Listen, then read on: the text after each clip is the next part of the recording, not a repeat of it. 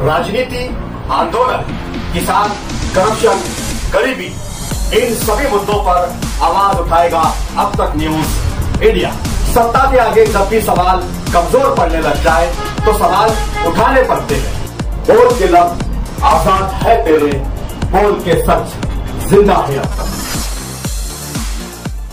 आज minority defence committee की meeting हुई, तमाम जिम्मेदारान मौजूद थे और साथ ही साथ एसआईटी की तरफ से और छावनी पुलिस स्टेशन में जो 2 एफआईआर के अंदर जो लोगों को मुजरिम बनाया गया, आरोपी बनाया गया, जो लोग जेल में हैं, ऐसे उनके परिवार के लोग और उनके जिम्मेदारान के साथ हमारी तफसील बातचीत हुई है। उनके साथ भी आज हमारी मीटिंग हुई।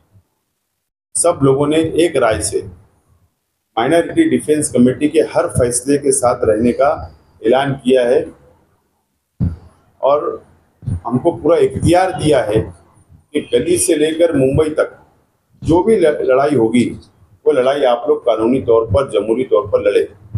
ये फैसला आज मुश्तरका मीटिंग के अंदर लिया गया है। आज इसलिए हम लोगों ने मीटिंग कॉल की थी, बुलाई थी, क्योंकि मामला अब संगीन होते जा रहा है। एसआईटी की तरफ से सरकार ने एडवोकेट हीरे जो सरकारी वकील को नॉमिनेट किया है और उनका जो आर्गुमेंट हुआ है एक बेल एप्लीकेशन पर या रिमांड पर, तो वो नेशनल सिक्योरिटी का मसला इसको बता रहे हैं और इसको इंटरनेशनल साजिश भी बता रहे हैं और इस केस को अलग रास्ते पर ले जाने की कोशिश सरकारी वकील की तरफ से एसआईटी कर रही है और इसके लिए कहीं ना कहीं जमानत के अंदर तकलीफ आ रही है, दुश्वारी आ रही है।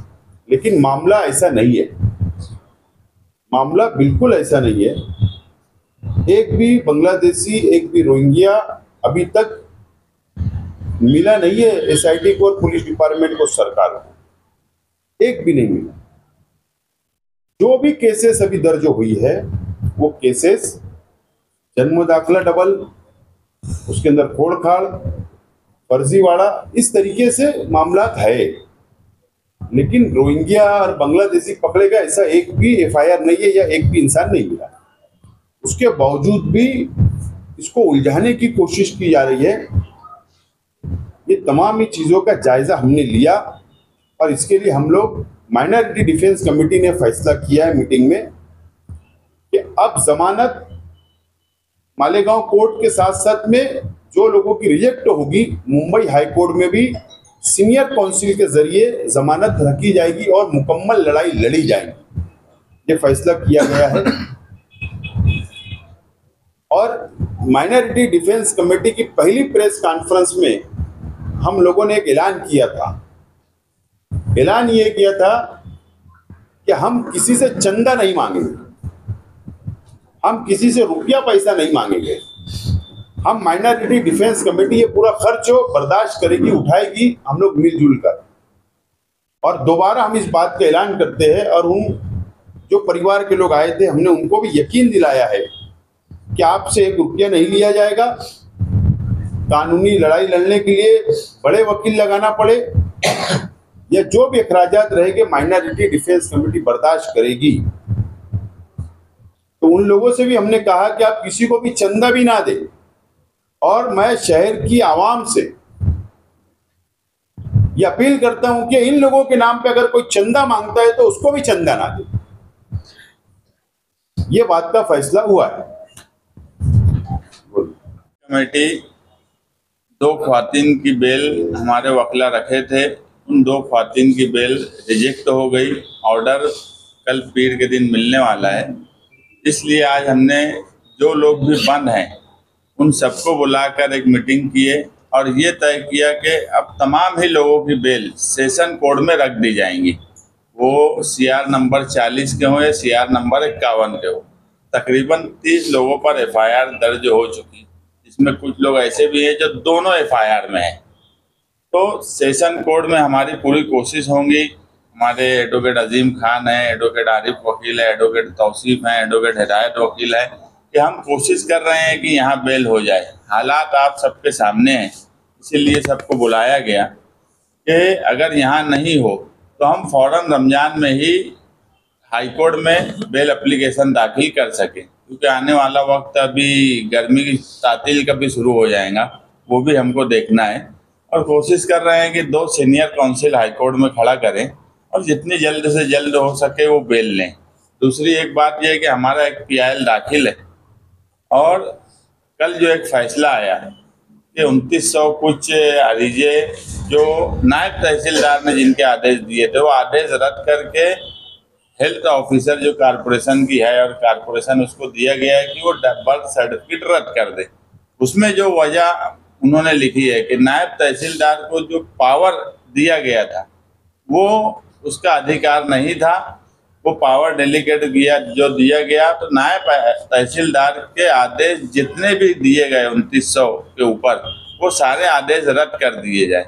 हमारा जो PIL हाईकोर्ट में फाइल है उसी में अभी आसिफ भाई की जो हमारे वकील है एडवोकेट महेंद्र, उनसे बातचीत हुई है, तो हम उसी में एक एफिडेविट करके अटैच कर देंगे कि ये जो गलती है ये गलती डिपार्टमेंट की है। और कानून एक ऐसा होता है कि कानून एक चीज़ है और एक आदमी का सोचने का भी एक अपना एक ढंग है कि अगर किसी को पावर डेलीगेट किया गया और उसने अरीजेदार को, मतलब नहीं है कि कलेक्टर के पास उसका अधिकार है कि तहसीलदार के पास है कि नायब तहसीलदार, उसने अगर अरीजा दिया और उसके डॉक्यूमेंट बराबर है तो तुम्हारे डिपार्टमेंट का इंटरनल मामला है कि वो अधिकार था कि नहीं था, उसका दाखिला रद्द करना ये बात मुनासिब नहीं है। क्योंकि 2900 से ज़्यादा दाखिले रद्द होने में बहुत से बच्चों के उन दाखिलों पर एडमिशन हुए, बहुत से लोगों के उन दाखिले पर पासपोर्ट बने, तो एक दाखिला जो बुनियादी चीज़ अगर रद्द होंगी तो आगे दूसरे डॉक्यूमेंट जो उसके आधार पर बने हैं वो सब पर सवाल खड़ा हो जाएगा। तो इसलिए वो मामले को भी हमने संजीदगी से लिया है और एक PIL में ही उसको अटैच कर देने वाले हैं। और हमको पूरी उम्मीद है कि जो तरीका सरकार अपना रही है, यानी कानून का सहारा लेकर बिल्कुल गैर कानूनी तरीके से काम कर रही है, उसका इंसाफ हमें हाईकोर्ट से इंशाल्लाह मिलेगा। जो हाईकोर्ट में आप जाने की बात बताई है कि तहसीलदार ने एक प्रस्ताव जो है मालेगांव म्यूनसिपल कॉर्पोरेशन और गवर्नमेंट को भेजा है और उसमें ये बताया गया है कि नायब तहसीलदार को पावर नहीं थी, तो नायब तहसीलदार ने जो 2900 से ज़ायद आदेश दिया है उसको रद्द किया जाए। अब तहसीलदार ने जब पावर डेलीगेट किया नायब तहसीलदार को तो उसकी डिटेल कलेक्टर और प्रांत को दिया ही होगा, तो उस वक्त कलेक्टर ने या प्रांत ऑफिसर ने ये बात नहीं की कि नायब तहसीलदार को किसी तरीके की पावर नहीं है। अभी जब SIT इसमें इन्वेस्टिगेशन कर रही है और एक माहौल जो बनाया जा रहा है मालेगांव को बदनाम करने के लिए और जिस तरीके का माहौल बनाया गया है तो उसकी दबाव में है और ऊपर के प्रेशर की वजह से ही तहसीलदार ने जो है ये लेटर इशू किया है। इंशाल्लाह हमने जो एक PIL दाखिल किया है उसमें हम लोग जो है एफिडेविट फाइल करके ये मामला भी हाईकोर्ट में रखेंगे कि जब इन्वेस्टिगेशन SIT की चल रही है और जो दाखिला 2900 से ज़ायद लोगों को मिला है वो गलती जो है वो तहसील ऑफिसर, प्रांत और कलेक्टर की है, इसकी वजह से आम लोगों को तकलीफ ना हो इसके लिए जो आदेश रद्द करने की बात की जा रही है उसको कैंसिल किया जाए। बोल रहे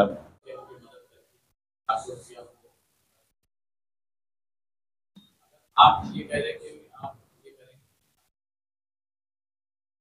और उसको मैनेज करना और ये करना, आप बोले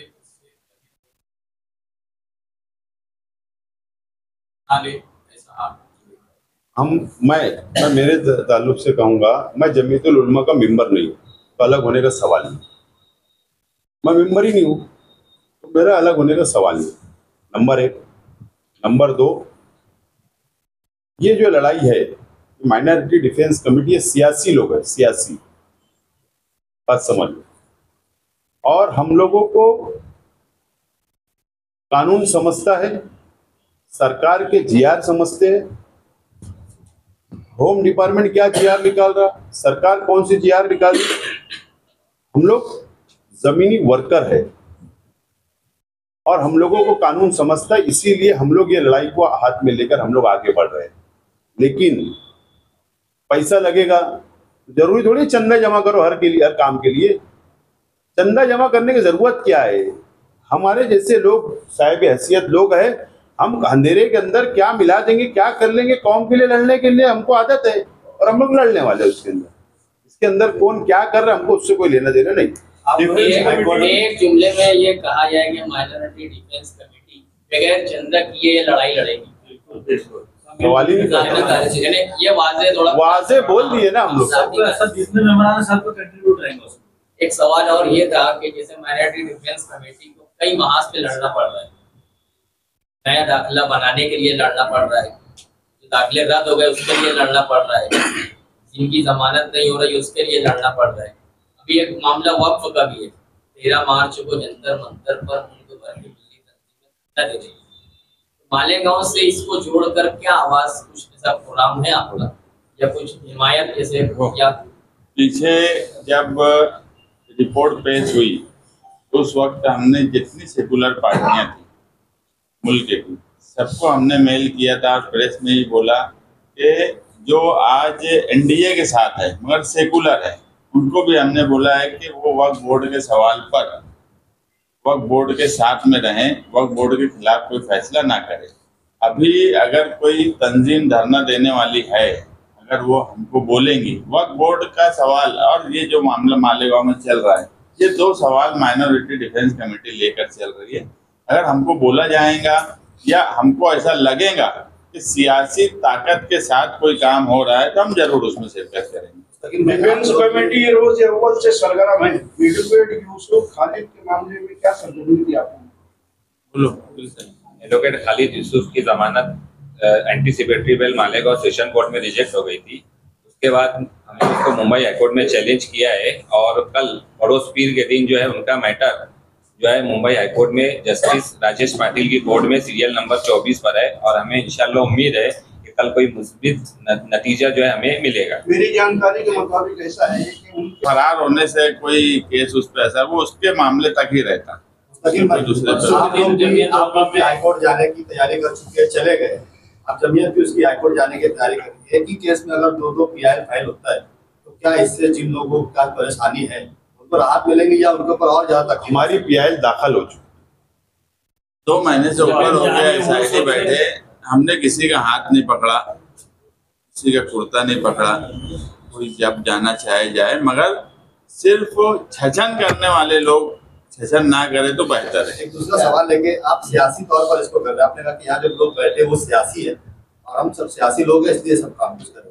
शहर में और भी दूसरे सियासी लोग हैं, शहर के आज के MLA वो जमीयत के नाम पर काम के लिए आगे आ रहे हैं लेकिन बतौर सियासी तौर पर आगे नहीं आ रहे। इसको कैसे? वही तो आवाम से, अब आप लोग उनसे पूछो।